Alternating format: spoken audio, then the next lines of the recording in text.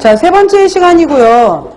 그 식품교환표에서 교환법은 한동안 시험 문제에서 매년 나왔었어요. 매년 나왔던 부분인데 잠깐 이제 최근에만 안 나왔던 것 뿐이지 이건 워낙 계산할 줄 알아야 되는 부분이거든요. 자, 같이 오늘 이번 시간은 이제 산수 계산 문제가 들어갈 거니까 머리를 풀가동하시기 바랍니다. 여기서 틀리면 억울하잖아. 그죠? 그래서 자, 식품교환법 같은 경우에는 먼저 표로 보시면은 공유군, 그 다음에 그 아래 어육류군, 채소군, 지방군, 우유군. 자, 우유군이 바로 이제 2010년도에 바뀌면서 두 개로 나눠졌어요. 2010으로 나눠질 때 우유군과 저지방 우유군 두 개로 쪼개졌고요. 그 다음에 과일군 이렇게 해서 근데 일반적으로 말할 때는 그냥 크게 그냥 굳이 뭐 저지방 어육류군을 따로 분류를 하진 않고 그냥 어육류군 이렇게 보기도 해요. 굳이. 그래서 개수를 뭐 몇 개로 한정 짓는다 이런 거에 연연해 하시지 않아도 된다라는 거. 그리고 봤더니 일 교환 단위를 기준으로 해서 당질, 단백질, 지방, 열량, 비타민 무기질은 없어요. 그죠? 비타민 무기질은 없고 그 다음에 이것도 대략 값이에요. 정확한 값이 아니라 대략 이렇다. 대략 근사치라는 거예요. 그래서 예를 들면은 여러분들 마지막 고지방 어육류 같은 경우에 단백질 4면은 8432에다가 그 다음에 지방 같은 경우에 8972잖아요. 이런 거 다 더해보면 100 안 된단 말이에요. 그러니까 숫자가 조금씩 안 맞는 것들이 있어요. 근데 그냥 밑에 단위가 또 예를 들어서 과일군 같은 경우에도 12 곱하기 당질 12에다가 곱하기 4하면 48인데 그럼 계산이 애매하니까 그냥 50이라고 본 거예요. 그래서 어림값, 대략값이다 라는 걸 먼저 보고요. 넘겨보실래요?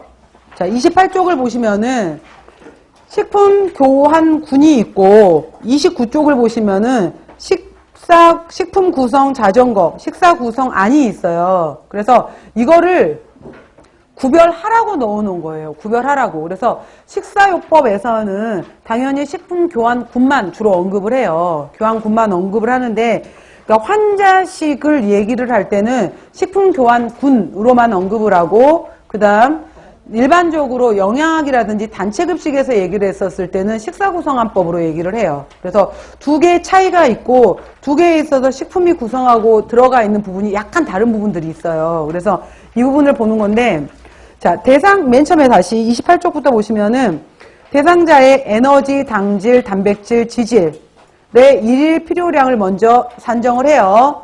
그 다음에 각 식품군별 일일 교환 단위 수를 결정을 해요. 그래서 아침, 점심, 저녁에 간식에 어떻게 넣어줄 것인지.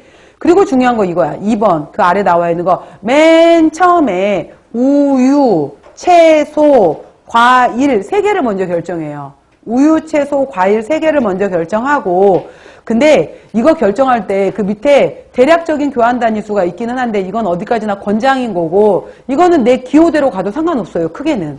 근데 이제 균형 있게 가려면은 밑에 권장 패턴을 들어가면 좋은데 우유, 채소, 과일이 먼저 들어가고요. 이게 결정이 되고 나면 그 다음에 공유군을 결정을 해요. 이게 결정이 되고 나서 어육류군.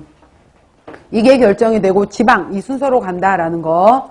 그래서 영양사 시험 문제에서는 한동안 또 이거 순서 물어보는 것도 시험 문제로 나오기도 했었어요. 그러니까 이 순서가 옳게 되어 있는 것은 뭐 이런 식으로 일일 교환 단위 수를 새끼와 간식으로 배분하고 이렇게 해서 나와 있는 것이 바로 이제 식품 교환군표인데 자, 이제 다시 앞으로 올게요. 순서를 제가 얘기하고 싶었던 거였고요.